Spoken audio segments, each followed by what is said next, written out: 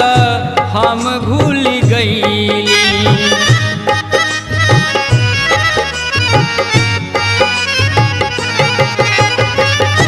पछतात बानी की ई का कैली।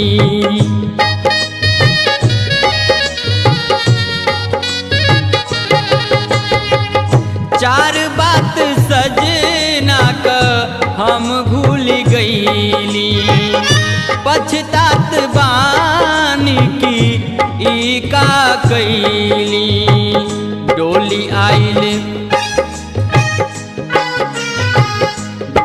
आइल हमरो दुअरिया हो, चुनरिया में दाग लग गई।